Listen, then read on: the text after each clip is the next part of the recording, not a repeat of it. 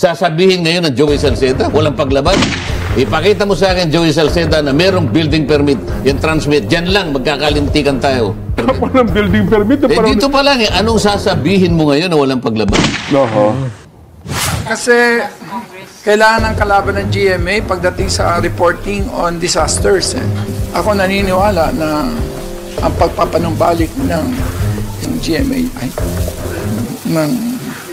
at ng ABS ay nakakabuti sa bayan.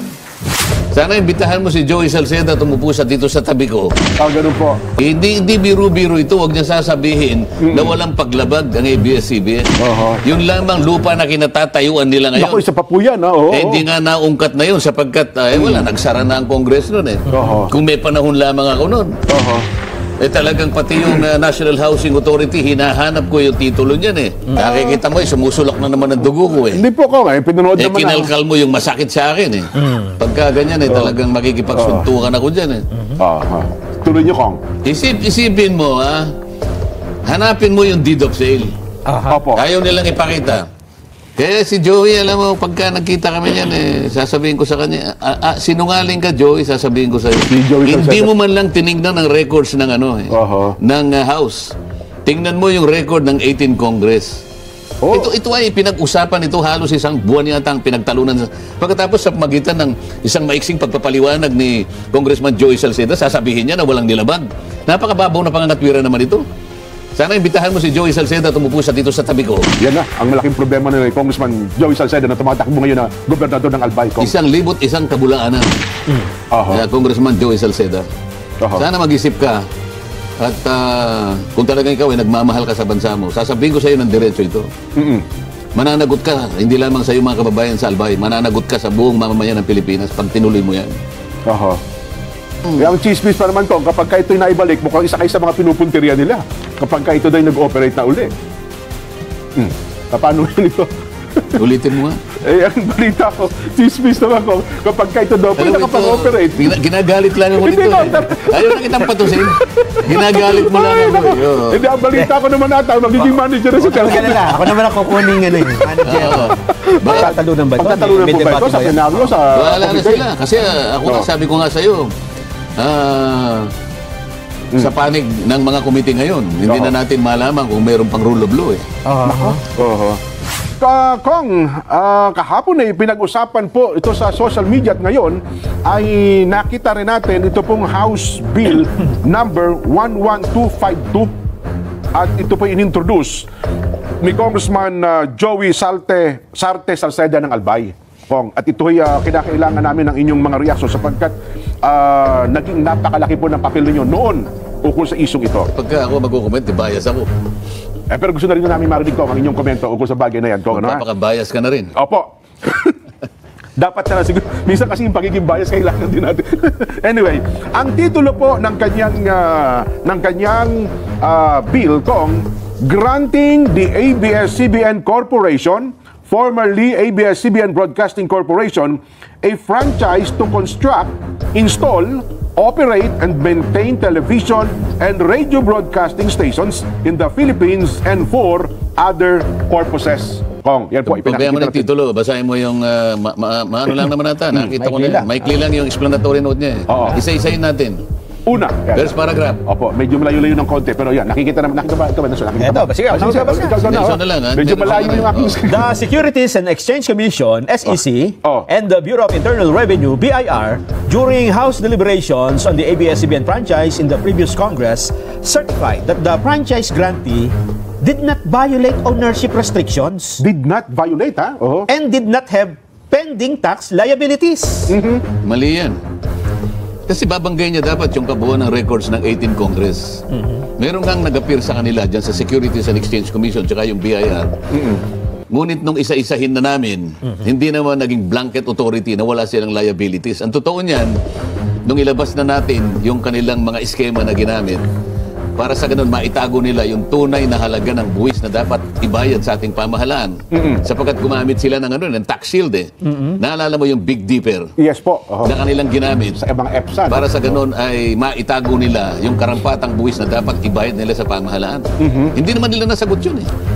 Ang laki nun yung Big Dipper ginamit nila, unang-una, ay niregister pa nila sa PESA eh. Opo. Sapagkat sa PESA kasi, yung unang 6 na taon mo, wala kang bayad sa tax. Tax holiday ka. Oo, Opo. bali, ang babayaran. Pagkatapos ng 6 na taon, ang babayaran mo lang is so much percent dun sa gross niya. Opo.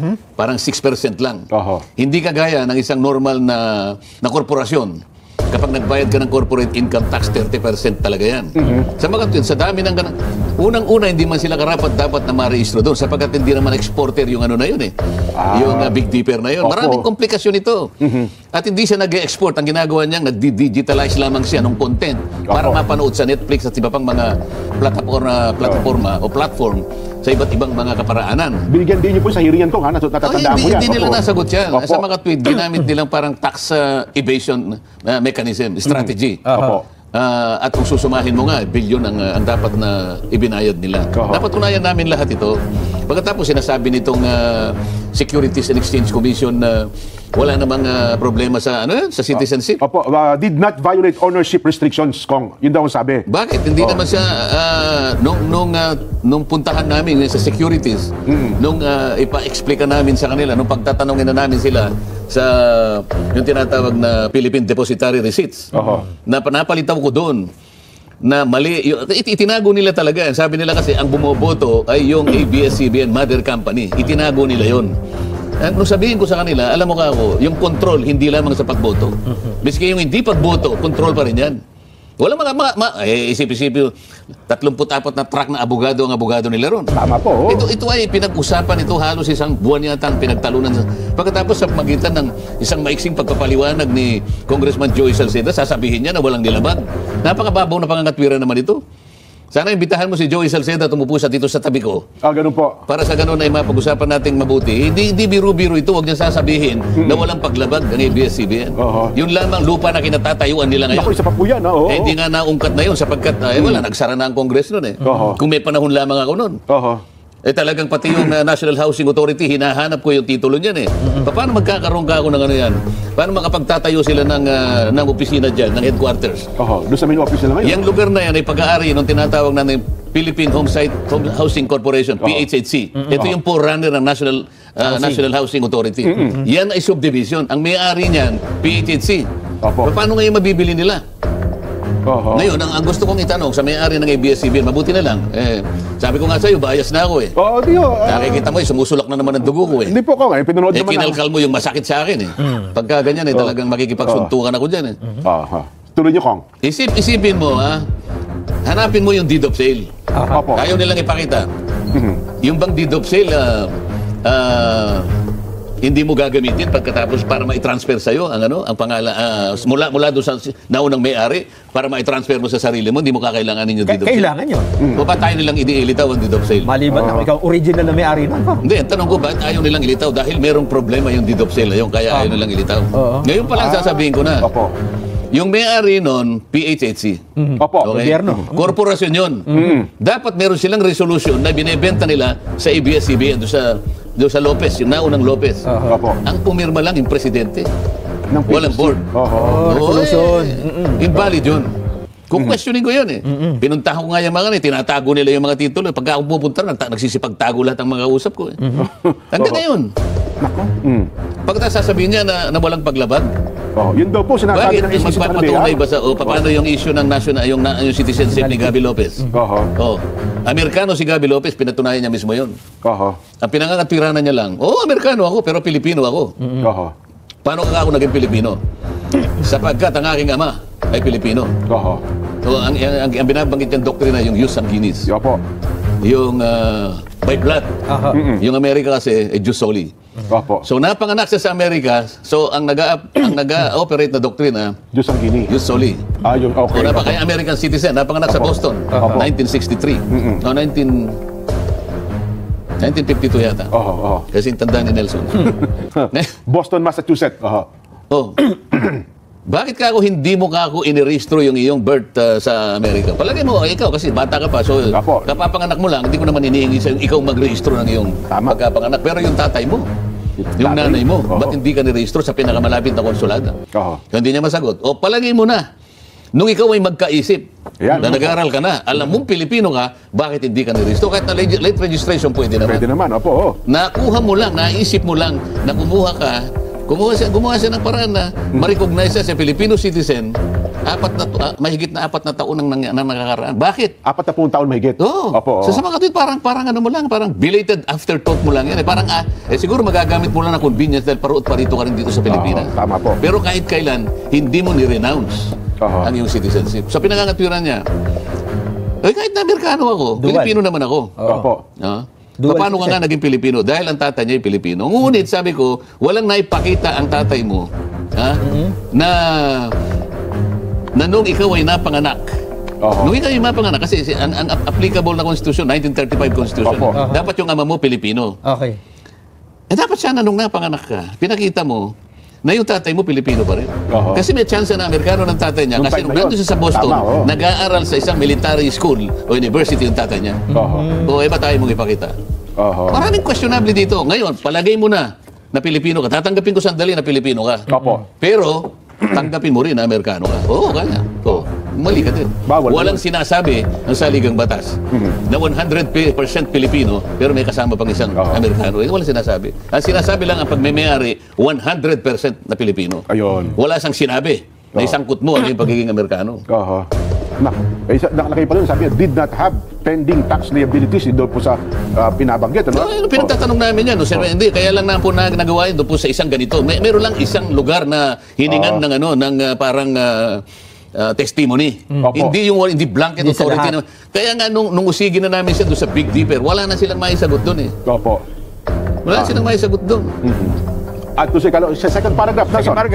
The non-renewal of the franchise, however, cost some 11,000 direct jobs. 11,000 direct jobs, This representation also argued that the information asymmetries that resulted from the loss of an information source caused thousands of new COVID-19 infections during the critical 2020 period. Parang ang gumawa niyan, hindi siya. Parang gumawa ABS-CBN. Kasi ito po yung stand nila noong time na yun. Yes, sabi nila 11,000 ang kanilang regular employees. Napatunayan namin, hindi 11,000. Kulang-kulang sa 3,000. Bakit kamo? Yung iba were considered project workers, contract workers, mga ganyan. Ayaw nga nilang irregularize eh. Napatunayan ko pa noon na sa dami ng kanilang tinanggal at dinimanda sila, umabot na sa Korte Suprema hanggang ngayon. Na nagkaroon na ng ruling ang Korte Suprema, final and executory, ibinalik na sa NLRC for computation na lang. Hanggang ngayon, tinutulungan ko pa rin yung mga... Hindi pa ito nababayaran ko, meron nang nabayaran, pero hanggat maaari, talagang... Pinadadaan sa bukas ng karayong... binabarat lahat. Hanggang sa... Meron nang namatay na claimant eh. Meron nagkakasakit sa... umabot na ng 15 hanggang 20 taon. Yung apela nila na ginawa doon. Yan ba yung Yan ba yung network na kung magsasalita eh? Kapamilya po namin lahat ito. Hindi totoo yan. Ang magsasabi niyan, yung ngayon na nagsasabi hanggang ngayon, nasa NLRC na pinaglululoko sila ng National Labor Relations Commission. Ilang beses na rin akong nag-appear sa kanila, pinatawag ko sila 3 beses na. Hanggang ngayon, hindi ngayon maiwasto-wasto. Iba dyan, mga cameraman pa. Yung iba dyan, parehong humahawak ng camera. Nagkataon na, ito'y talent daw, yun naman ay regular. Pero hindi pareho yung sahod. Tama ba? Yung skill niya, kapareho ng skill nito. Ayun. Kaya si Joey, alam mo, pagka nakita kami yan, sasabihin ko sa kanya, sinungaling ka, Joey, sasabihin ko sa'yo. Hindi mo man lang tinignan ng records ng ng House. Tingnan mo yung record ng 18th Congress. Kinuwenta ko pa nga lahat ng violation yan kung pag-uusapan, inisa-isa ko. Sapagkat doon sa ating Public Service Act, ang isang utility na nagkaroon ng paglabag, merong penalty na 200 pesos per day per violation. Ganun pala, 200 pesos per day. Kinuwenta ko. Halimbawa. Ilang taon na nakalipas? Ito halimbawa lang. Isa sa mga violation niya, in-encrypt niya yung mga programa nila. Ibig sabihin, sinusi.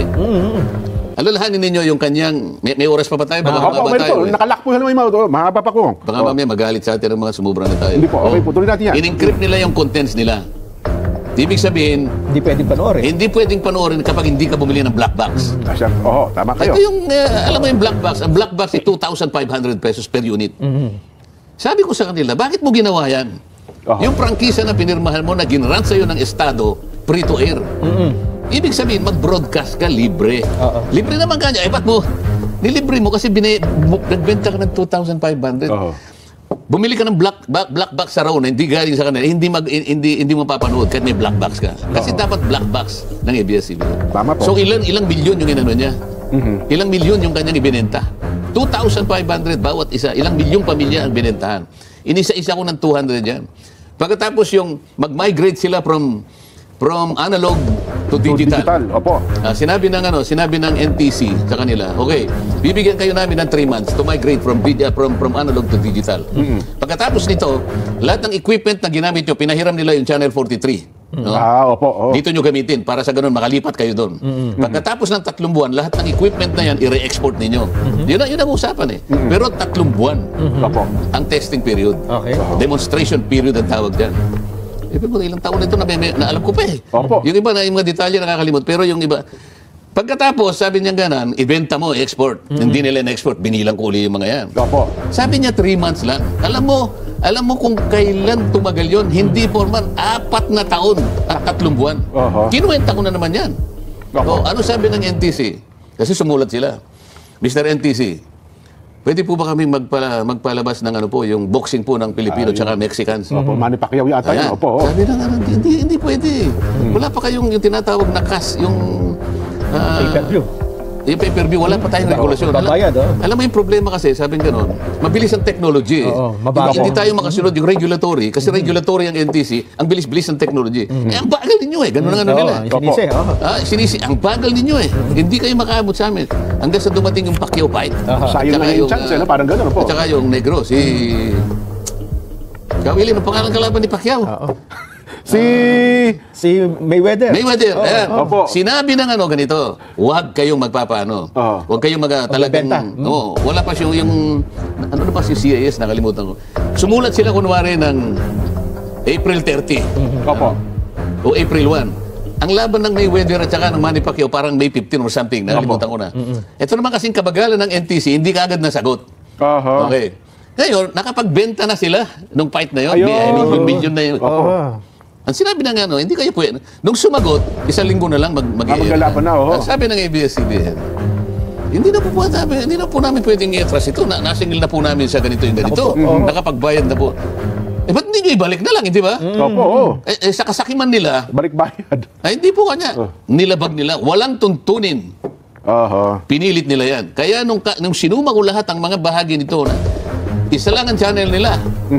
Lahat ng kanilang mga program kinonvert nila into channel. Yung isang channel naging 11 channel. Yan ang kagagawan ng isang channel na bunga kala nila makapangyarihan sila. Na ang entitlement nila ay talagang kahit na batas lalabagin. Kami ang batas. Yan ang style nila eh. Binilang ko ngayon lahat ng kanilang violation at minultiply ko sa 200 pesos per day per violation. Alam mo kung magkano nakwenta ko? 1.6 trillion pesos. Wow, laking pera. Mga sasabihin ni Joey Salceda na kumakandidato ng gobernador ng Albay. Nako, Sana narinig po ninyo sa mga mamamayan ng Albay. Ang ganda na lang. Bahala na po kayo. Third paragraph, Nelson. Third paragraph. Para may paliwanag natin. Prior to the rejection... Hindi ko na mapapaliwanag ng third paragraph. Franchise renewal. Prior. Some 36% of Filipinos derive their news and entertainment from the channel. ABS-CBN's extensive regional network, REACH, was also the source for news and updates on impending disasters, making the channel crucial then to disaster risk reduction strategies at the local level. Totoo naman yun eh. Pero alam mo, nung tinanong ko yan doon sa abogado nila, tama naman po na kayo ay nagsisilbing inspirasyon ng marami nating kababayan. Wala pong debate dyan. At kumisan nga po, nakakatulong nga kayo eh. Totoo naman po. Although hindi po niya pinakikita po yung audit ng inyong nakukuhang mga donations. Pero hindi po ba mas maganda yung makatulong kayo, nakakasunod pa kayo sa batas? Sagutin mo nga. Di ba mas masarap yung tumulong ka pero wala ka nilabag sa batas? Sasabihin mo na tumulong ka pero napakarami yung batas na nilabag. Yan ang gagamitin mo ngayon dahilan. Wala maisagot eh. Bakit mo gagamitin? Ayun yung social media eh. Ako nga, magmula nung masaray ang ABS-CBN, hindi na ako nanonood na lang ako Netflix. Ang source ko na lang impormasyon, Jerry, at saka yung social media. Mas maganda pa yung social media, mas marami pang totoo dyan eh. Hindi ko sinasabing lahat ay totoo. Pero kung halimbawa, titingnan mo yung average, mas marami pa yung totoo dyan kaysa sa mga mainstream media natin. Saka mas mabilis yun. Sana magkausap kami nitong Salceda na ito. Ayun. Kaya lang sinasamantala niya kasi mag-graduate na ako eh.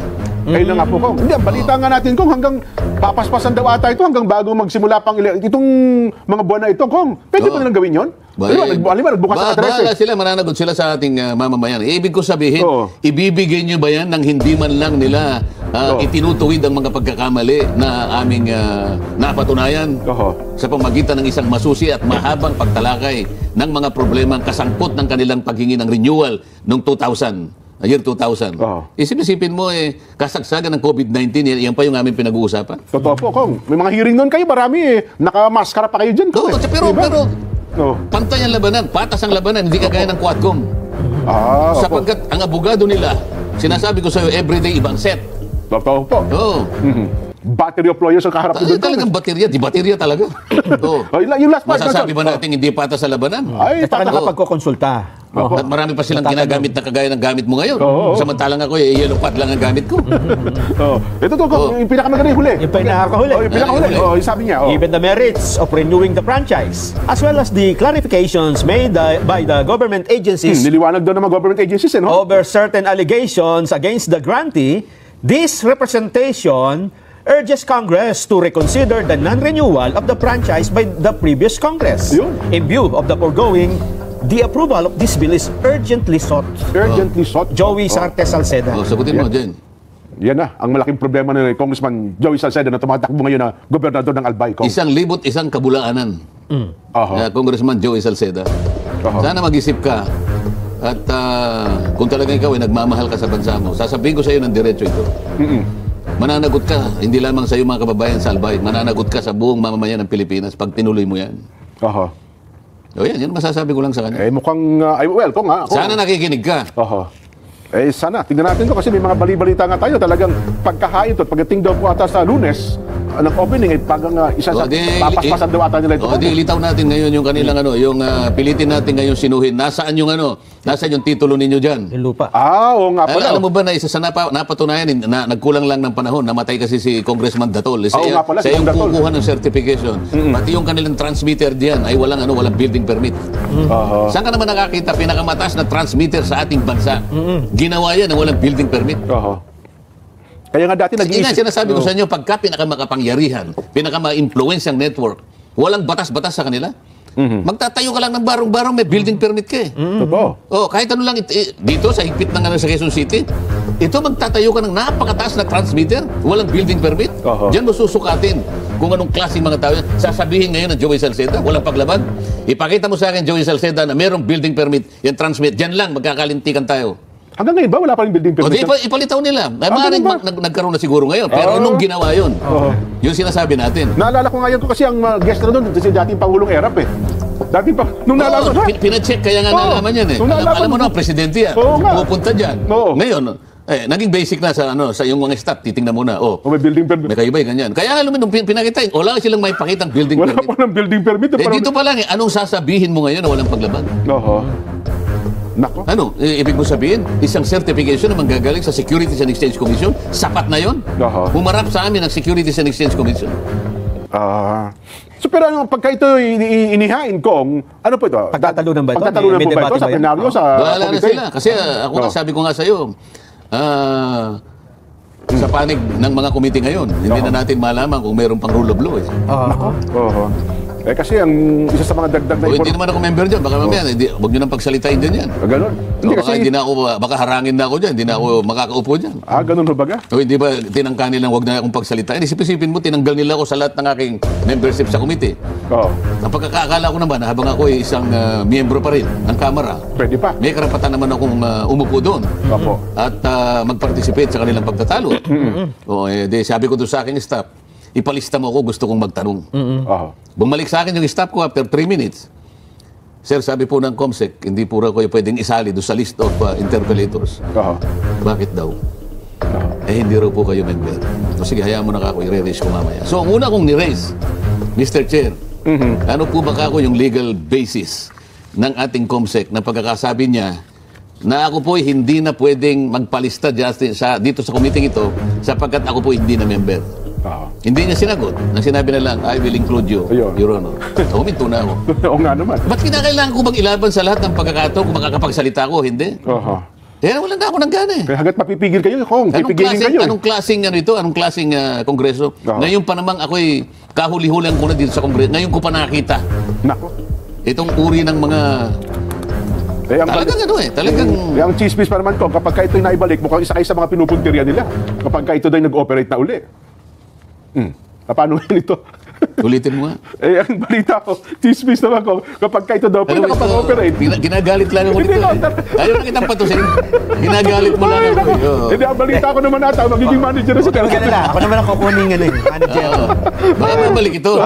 Yun nga. Kasi meron pa ito na hindi nabibenta ka na eh. May stocks pa ako doon. May stocks ka pa doon eh. Isa pa rin ako sa may-ari.